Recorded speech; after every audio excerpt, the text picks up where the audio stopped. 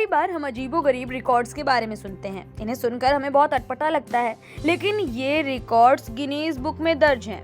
ऐसा ही एक कारनामा और एक रिकॉर्ड अभी हाल ही में जुड़ा है, जिसे गिनीज वर्ल्ड रिकॉर्ड के ट्विटर हैंडल ने शेयर किया है। इसे सुनकर एक बार आप भी हैरान हो जाएंगे। हालांकि ये रिकॉर्ड ऐसा है जिसे सुनकर कोई यकीन भी ना कर पाए, और जिस शख्स ने ये रिकॉर्ड बनाया है उसका मकसद भी नहीं था कि वो कोई वर्ल्ड रिकॉर्ड बना ले। उसका काम तो सिर्फ इतना था कि वो अपने इस काम के जरिए सामान को चोरी करे और भाग जाए।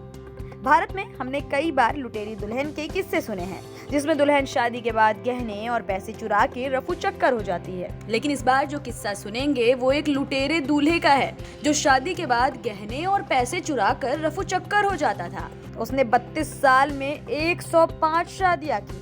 जानकारी के मुताबिक इन शख्स का नाम है फ्रेड जिप। किस्सा काफी पुराना है, जो कि 1936 का है। मामला है न्यूयॉर्क का। ये आदमी अमेरिका के चोर बाजार में मिलता था और पहली ही डेट में महिला को प्रपोज कर देता था और उससे शादी भी कर लेता था। उन लड़कियों से कहता था कि वो बहुत दूर रहता है, इसलिए वो अपना सारा सामान उसके पास ले आए। जैसे ही लड़की सामान लेकर आती थी, वो सामान अपने पास रखता था और रातों रात रफू चक्कर हो जाता था। इसके बाद वो सामान को चोर बाजार में बेचता था और इसी से अपनी आमदनी चलाता था। 1949 और 1981 के बीच बिना तलाक लिए 105 महिलाओं से इसने शादी की।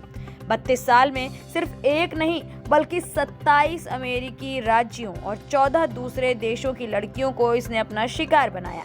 इन सभी लड़कियों को एक दूसरे के बारे में कभी पता ही नहीं चल पाता, ना ही वो इस आदमी के बारे में ज्यादा जानती थी। इन सभी लड़कियों से शादी के लिए इसने अलग अलग पहचान बनाई, जिससे कोई भी उसे पकड़ ही नहीं पाया।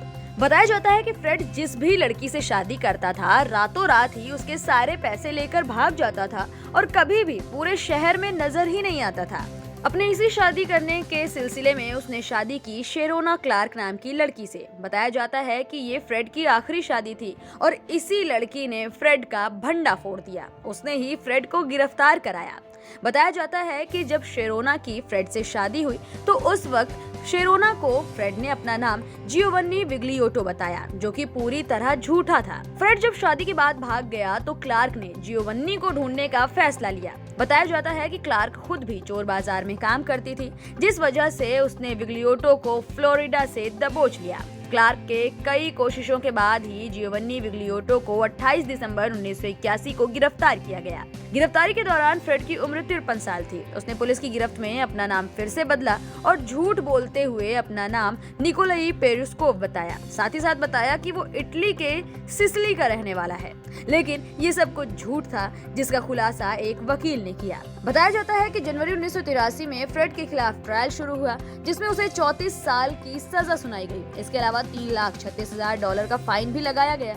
लेकिन जेल में जाने के बाद करीब 8 साल बाद ही, यानी साल 1991 में फ्रेड को हार्ट अटैक आया, जिससे उसकी मौत हो गई। फ्रेड की मौत के बाद जब उसकी शादियों का किस्सा मशहूर हुआ तो फिर उसका नाम Guinness book of world record में शामिल हो गया।